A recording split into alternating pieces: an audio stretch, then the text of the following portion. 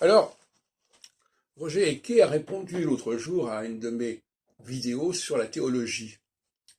Mais dans le rapport entre astrologie et théologie, il est évident que ça implique deux conditions, une évolution de l'idée de la théologie et une évolution de l'idée d'astrologie.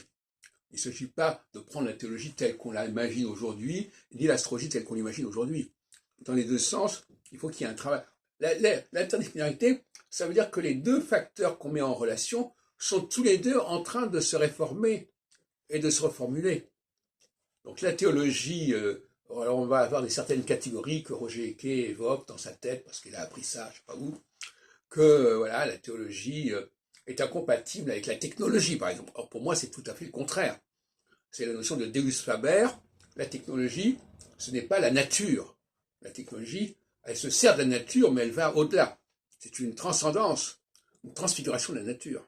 C'est pour ça que je dis que la technologie et la science ne sont absolument pas incompatibles avec la théologie, absolument pas. Quant à l'astrologie, eh bien justement, elle est le fer de lance précisément technologique du plan divin, et donc là encore, il n'y a aucune raison de ne pas l'intégrer.